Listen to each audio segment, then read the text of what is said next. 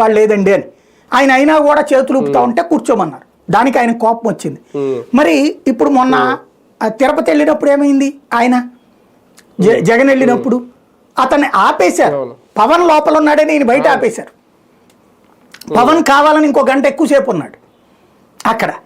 అంటే ఏంటి ఇక్కడ ప్రిజుడిస్, ఇక్కడ ఈ కాన్సెప్ట్. మరి అప్పుడు జరిగింది అదే, ఇప్పుడు జరుగుతుంది అదే కదా. ఇవేమవుతుంది, పబ్లిక్లోకి ఏమెళ్తుంది, ప్రతీకార రాజకీయాలు చేశాడు జగన్ అని చెప్పి తిట్టిపోసి, ఇప్పుడు అదే ప్రతీకారంలో 100కి 90% మంది తెలుగుదేశం పార్టీకి సంబంధించిన వాళ్ళు చేస్తూ ఉంటే జనసేన వాళ్ళు ఎక్కడ పార్టిసిపేట్ చేయట్లేదు ప్రతీకార రాజకీయాల్లో.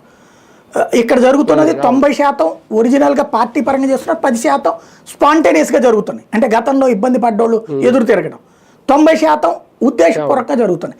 ఇదేమవుతుంది, కూటమికి మైనస్ అవుతుంది కాబట్టి దాన్ని నేరుగా అనలేక ఈ ముక్క మాట్లాడారు ఆయన.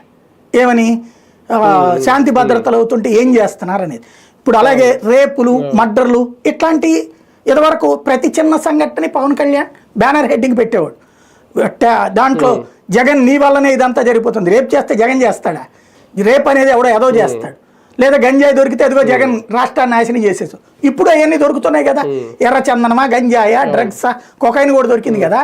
ఇట్లాంటివన్నిటిని ఇదివరకు ఏం చేసేవాళ్ళు, చిన్న చిన్న వార్త సిటీ ఎడిషన్లోనో లేకపోతే జనరల్ ఎడిషన్ లోపల పేజీ వార్తని ఈయన ట్వీట్ చేయడం, చంద్రబాబు ట్వీట్ చేయడం, లోకేష్ ట్వీట్ చేయడం, అదొక పొలిటికల్గా ఒక బాంబార్డ్ చేసేవాళ్ళు. ఇప్పుడు అవి రివర్స్ అవుతున్నాయి. ఎందుకని, ఇప్పుడు అయ్యే జరుగుతుంటే మైనస్ అవుతుంది. కాబట్టి ఆ ముక్క మాట్లాడాడు పవన్ కళ్యాణ్. ఏది, మనం ఎట్లాగైతే లాండ్ ఆర్డర్ ఎట్లయితే ఎట్లా అన్నటువంటి దాంతో అది వీళ్ళకేం ఫీలింగ్ వచ్చింది, పవన్ కళ్యాణ్ తను సొంతగా ఎదగాలనుకుంటున్నాడు. రెండవది వచ్చేటప్పటికి ఏదైతే తాజాగా జరిగినటువంటి తిరుపతి దాంట్లో క్షమాపణ చెప్పించడం, అంటే తను క్షమాపణ చెప్పడం ప్లస్ వాళ్ళని చెప్పమంటాం.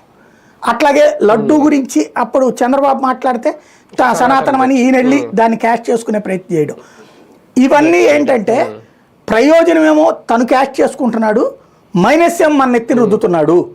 అంటే తిరుపతిలో అడ్మినిస్ట్రేషన్ అతను ఇండివిజువల్గా డెవలప్ అవుతున్నాడు, మన పార్టీ ఎదుగుదలను దెబ్బతీస్తున్నాడు. ఇలాగే సాగితే